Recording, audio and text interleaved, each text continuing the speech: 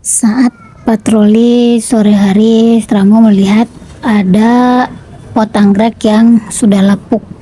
Bisa dilihat ya, itu dipegang aja pinggirannya itu langsung patah. Untuk itu harus segera diganti agar anggrek yang di dalamnya nanti tidak terganggu saat dia tumbuh.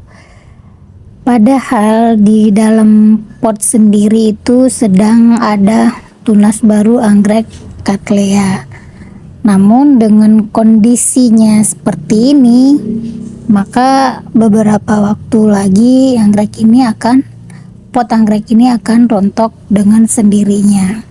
Untuk itu harus segera kita ganti agar kedepannya anggrek ini masih tetap bisa tumbuh dengan subur. Mari kita lihat bagaimana kondisi anggrek di dalam pot. Padahal ini di repotting belum lama, bahkan belum sampai setahun, karena terkena hujan dan matahari terus-terusan akhirnya potnya lapuk.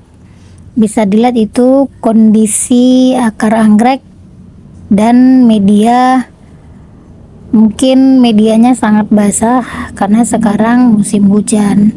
Namun untuk pertumbuhan akarnya sendiri cukup bagus, terlihat dengan adanya akar-akar baru di bagian dalam media.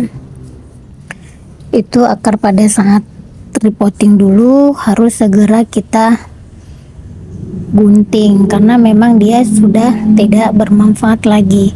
Niatnya Stramo nggak ingin buang media bawaan, tetapi dengan kondisi setelah dibongkar seperti ini, bisa dilihat itu ada jamur.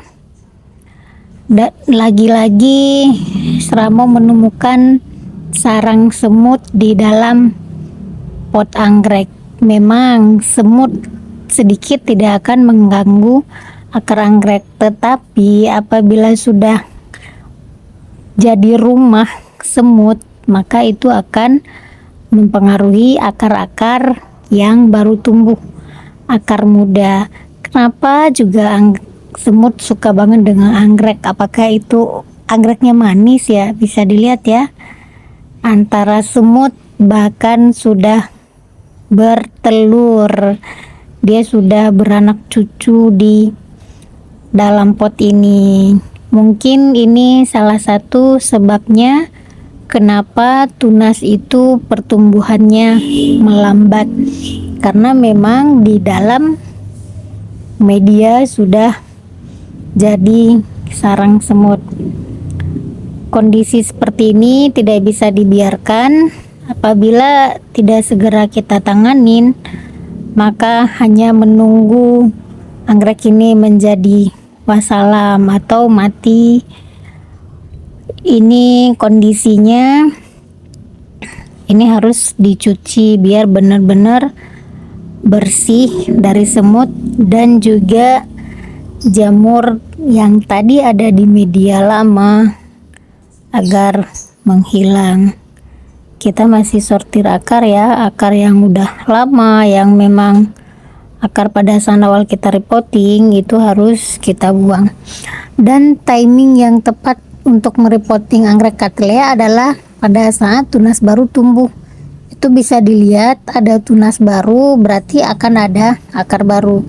Ini kondisi setelah dicuci, bisa dilihat semua ujung akarnya itu hijau. Ujung akar aktif menandakan bahwa anggrek ini memang sedang dalam masa pertumbuhan. Untuk itu termasuk waktu yang tepat untuk kita memindahkan dia ke pot yang lain. Langsung kita tempatkan di dalam pot ini. Pot gantung ini memang biasa dikhususkan untuk anggrek Cattleya. Pinggirannya harus kita ikat agar anggrek tidak lari-lari, tidak goyang-goyang kali ya. Emang orang bisa lari-lari diikat dengan kuat karena apabila pada saat penanaman anggrek masih bisa bergoyang atau bergerak-gerak hanya karena ketiup angin sedikit, itu akan mempengaruhi perkembangan akarnya, sehingga tidak baik juga untuk anggrek. Untuk itu harus diikat dulu. Bisa dilihat itu proses peletakan anggrek Cattleya sendiri adalah tunas yang baru harus di bagian pot terluas, karena anggrek Cattleya itu dia akan menumbuhkan tunas lagi di bagian tunas yang baru, sehingga dia akan mengisi ruang kosong yang ada di depan pot itu. Ini medianya kita pakai hidroton ya, karena menurut Slamo sendiri hidroton cocok untuk cuaca musim kemarau maupun musim hujan, karena memang dia tidak banyak menyimpan air dan semut atau jamur tidak suka dengan media hidroton. Itu salah satu kelebihan apabila kita menggunakan hidroton.